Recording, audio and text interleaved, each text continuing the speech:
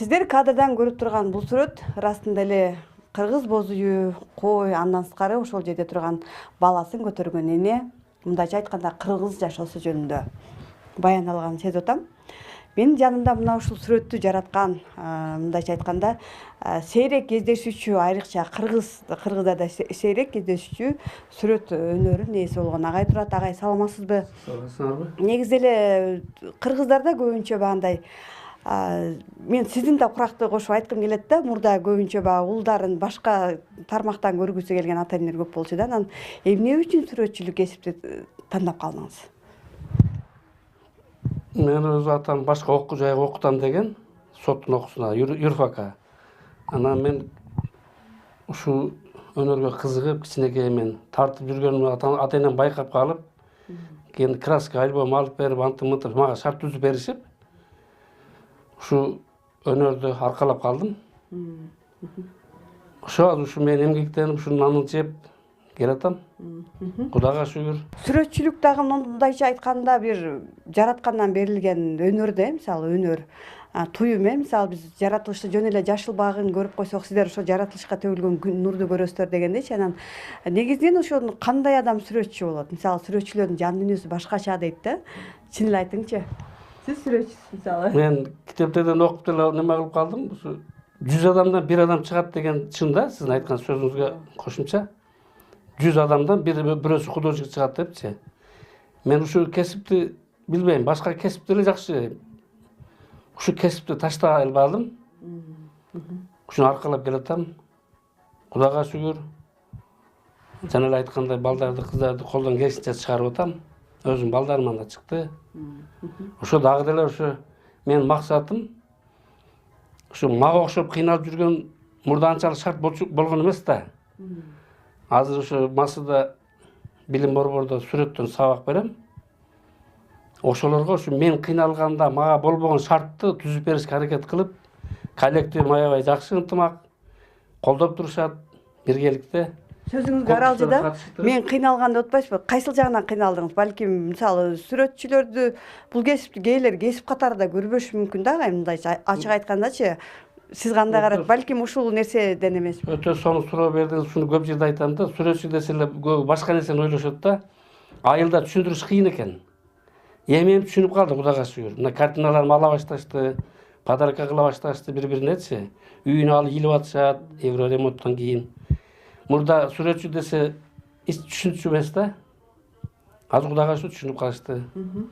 Бул эмгегиңиз жөнүндө айтып бериңизчи, эмне бергиңиз келген? Мисалы түстөрдү кандай тандайсыз? Сиз эмне түр менен иштейсиз, мисалы түрлөрүн?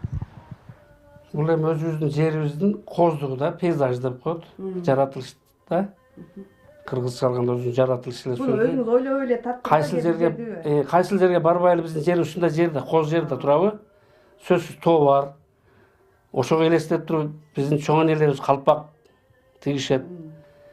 Жайлоо, абасы таза, тунук суу. Ушундай эмгекти таза краска менен иштейм. Таза краска менен. Ушундай эмгекти жаратканыңызда, мисалы, мына эмгегиңизди айтталы да, бул кызыңыз менен кошо тартым деп атпайсызбы? Канча убактыңыздар кетти да? Бул жанагындай да, кызыккан учурда тез эле бүтүп калат. Илкам деп коебу? Эргүү келгенде тез эле бүтүп калат. А келбесе бүтпөй жүрө бериши мүмкүн. Азыр мен баягы сөзүм баштаган сүрөтүңүз жөнүндө да айтып бериңизчи. Бул көчүрүлүп иштелген иш. Бул да өзүбүздүн жайлообуз. Ата баба ушинтип эле жашап келген да турабы? Боз үйдө, ошого. Мен сыйлаган художниктерден Чуйковдун иши бул өзү. Түбөлүктүүлүгү кайтып келүү ушундай деген темада. Ошонун сүрөтүн жакшы көрүп, биринчи иштеген иштериме көчүрүп үйгө илип койгом, тартып.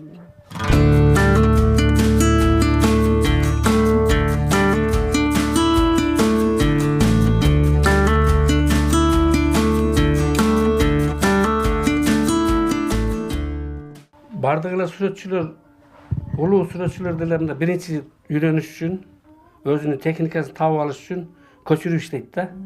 Жакшы көргөн картинасын, же бирөө заказ берет.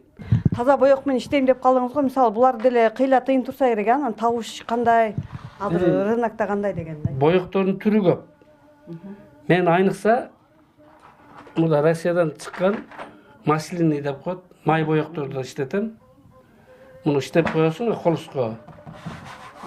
Муну кеңири коркпой тряпканы сулап алып, арчып, тазалап турсаң болот. Бул биздин музейлерде бар го, Эрмитаж галереяларда бар го. Бүт эле ушу немеде техникада иштелет да. Ала турат го ушуга чейин. Ооба. Бул да тура берет, ошо көпкө чыдайт. Чыдамдуу.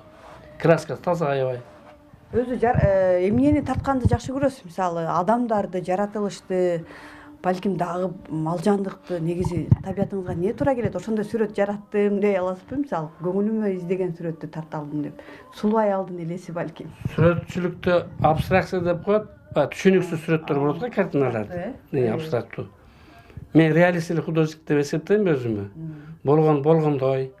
Мына күндүн батып кетип атканын көбүнчө, чыгып келатканын, ар моментте жакшы моменттер болуп калат да, кубулуштар болуп калат.